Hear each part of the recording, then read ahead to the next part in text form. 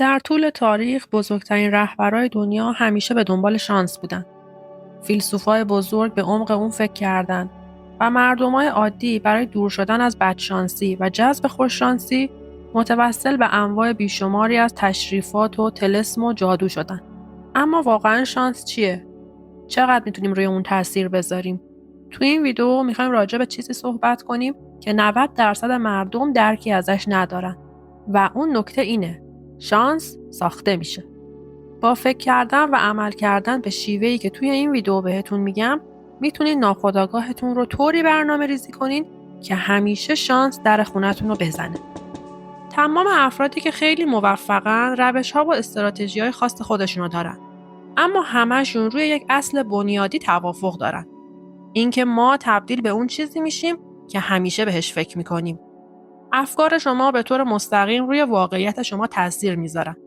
یعنی وقتی انتظارات روشنی از نتیجه یک کاری دارین، شما فقط در حال رویا پردازی نیستین، بلکه مشغول خلق چیزی هستین که میخواین. به همین دلیل اگه بتونین چیزی رو توی ذهنتون خلق کنین و به دست بیارین، در واقع شما نیمی از راه رو رفتین. طبق اثر پیگمالیون، انتظارات شخصی که شما از خودتون دارین نه تنها روی اعمال خودتون تاثیر میذاره، بلکه پاسخهای دنیای اطراف رو هم تحت تاثیر قرار میده.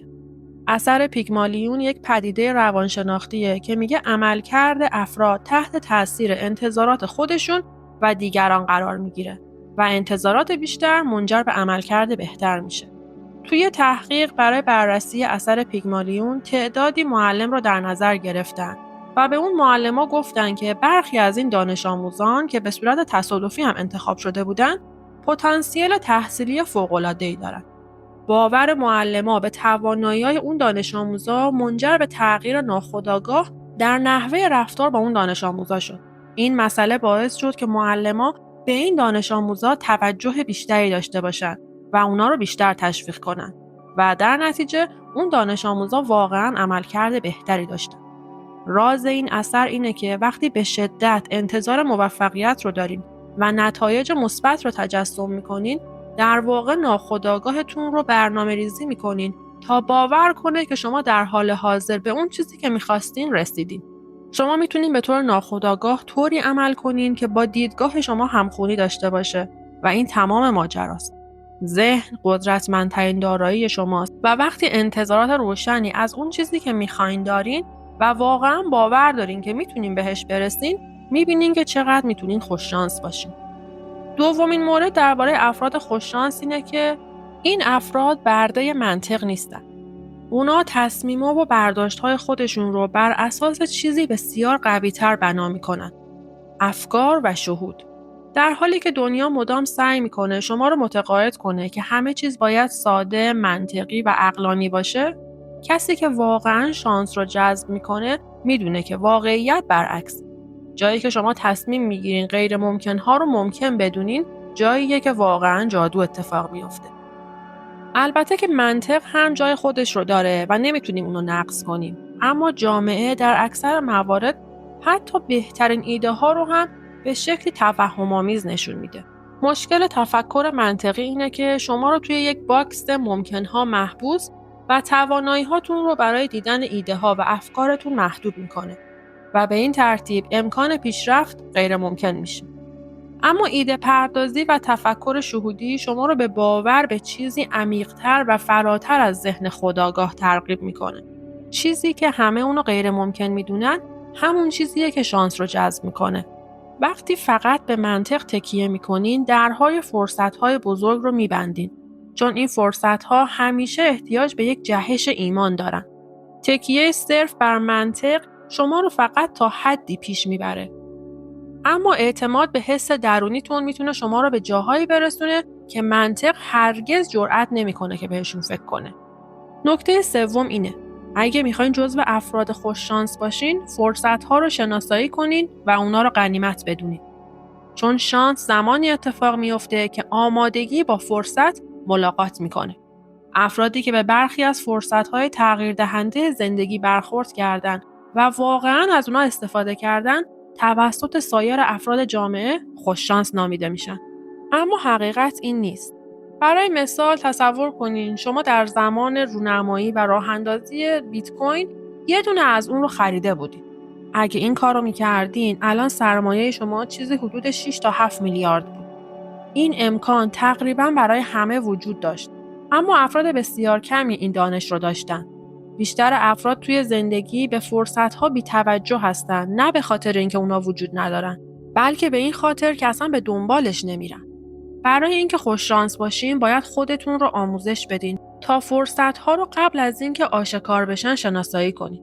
این تفاوت بین کسایی که در جا میزنن و کسایی که به نظر میرسه روی موجی از شانس سوارن. وقتی فرصت رو شناسایی کردین، بخش دوم معادله کاملا واضحه. باید بر اساس اون عمل کنین. بسیاری از افراد به خاطر تردید، تفکر بیش از حد یا انتظار برای زمان مناسب از لحظات تغییر دهنده زندگیشون جا میمونن. حقیقت اینه که شانس منتظر زمان مناسب نمیمونه. اون فقط به کسایی پاداش میده که به اندازه کافی اعتماد به نفس دارن و اقدام میکنن. تکنیک چهارم خوششانسی اینه که شکست‌ها رو به پیروزی تبدیل کنی. هر سختی، هر شکست، هر دلشکستگی با خودش منفعتی برابر با اون شکست یا بزرگتر از اون به همراه داره. راز ساده است. اگه دیدگاهتون رو نسبت به شکست تغییر بدین، زندگی به شما فقط پیروزی‌ها رو ارائه میده. شما نباید به این فکر کنین که من یا شکست میخورم یا موفق میشم. دیدگاه افراد خوششانس اینه که من هر چقدر که لازم باشه شکست میخورم تا به موفقیت برسم. چون هر بار که این اتفاق بیفته من دیگه از صفر شروع نمی‌کنم، بلکه از تجربه هام شروع می‌کنم. افراد خوششانس تحت تاثیر شکست‌ها قرار نمی‌گیرن، چون اجازه نمیدن که این شکست‌ها اونا رو تعریف کنن. اونا میدونن اون چیزی که در لحظه به نظر میرسه یک باخته میتونه به چیزی بسیار بزرگتر در آینده منجر بشه. هر چیزی که به عنوان شکست شناخته میشه در اکثر موارد یک قدم ضروری برای موفقیت‌های آینده است. این ممکنه پیش پا افتاده به نظر برسه، اما بهش فکر کنین. وقتی زندگی رو اینطوری ببینین نمیتونین شکست بخورین، چون شکست هیچ جایی در ذهن شما نداره. تکنیک چهارم برای افزایش شانس اینه که باید همکاری و ارتباطاتتون رو گسترش بدین. خیلی بعیده که کسی بتونه به تنهایی موفقیت‌های خیلی زیادی رو به دست بیاره. علیرغم اینکه تلاش‌های فردی بسیار مهمه، اما نمیشه از اهمیت کار تیمی و همکاری توی یک گروه که اهداف مشترکی دارن چشم پوشی کرد. وقتی توی یک تیم کار میکنین، واقعاً شانس‌های پیروزی رو به حد اکثر و شانس‌های باخت رو به حداقل میرسونید. وقتی شما توی یک تیم خلاق و هم هدف کار میکنین، شانس موفقیت شما به صورت تصاعدی بالا میره. تو این شرایط 1+1 2 نمیشه. 1+1 میشه 3، 10 یا حتی 1000. چون توی این حالت شما دیگه اون آدم قبلی نیستین که فقط با ذهن خودتون به دنبال راه حل بگردید. در گروه شما ذهن جدیدی متولد میشه که بزرگتر و تواناتر از ذهن هر کدوم از افراد گروهه. چون مهارت‌ها، تجربه‌ها و دیدگاه‌های متفاوت ترکیب میشه و این به شما کمک میکنه تا سریعتر فرصت‌ها رو شناسایی کنین و در عین حال از افت‌هایی که میتونه تلاش شما رو از بین ببره دور بمونید. تکنیک پنجم، شانس‌هایی که به نظرتون پیش پا افتاده میاد رو شناسایی کنین و بابت اونا قدردان باشین.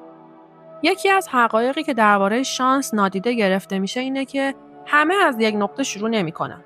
شرایطی که توی اون به دنیا اومدین، خانواده، محیط اجتماعی و فرصت‌ها نقش بزرگی در شکل‌گیری زندگی شما دارن. فراموش کردن این موضوع که نقطه شروع شما ممکنه مزایایی به شما داده باشه که بقیه اونو ندارن، واقعا ناسپاسیه. با این حال این رو هم در نظر داشته باشین که فقط داشتن فرصت‌ها تضمینی برای موفقیت نیست. اینکه شما چطور از این فرصت‌ها استفاده می‌کنید، چیزیه که واقعا اهمیت داره. فقط شانس داشتن شما رو به جایی نمیرسونه، مگه اینکه به طور فعال اونا رو شناسایی کنین و از اون چیزی که در اختیارتونه بیشترین بهره رو ببرید. شاید شما شانس مناسبی در دست داشته باشین، اما برد به کارت هایی که توی دستتونه مربوط نمیشه، بلکه نحوه بازی کردن شما تعیین کننده برد یا باخته. اینو به خاطر داشته باشین که همین الان بسیاری از افراد در تلاشن تا به جایی برسن که شما الان هستین. شما ممکنه از منابع، مهارت‌ها یا فرصت‌هایی برخوردار باشین که میتونن شما رو جلوتر ببرن. قطعا فکر کردم به این که میتونستم خوششانستر باشم خیلی آسون تره. اما این تفکر شما رو به جایی نمیرسونه. کلید خوششانسی اینه که به جای نادیده گرفتن امکانات و فرصتها بابت چیزی که دارین قدردان باشین و از اون به بهترین نحو ممکن استفاده کنین. امرسون میگه خوششانسی اسم دیگه‌ای برای سرسخت بودن برای رسیدن به اهدافتونه. پس اینو بدونین که راز تبدیل شدن به خوششانس‌ترین فرد روی زمین این نیست که منتظر باشین تا سرنوشت یک کارت برنده یا بلیت لاتاری به شما بده، بلکه کنترل واقعیت خودتون از طریق اقدام‌های ذهنی و جسمی آگاهانه راز اصلی خوششانسیه.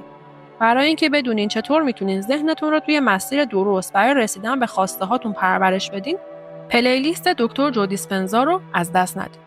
همراهیتون برای من بسیار ارزشمنده و انرژی مثبتتون به من منتقل میشه. خوش شانس و مانا باشید.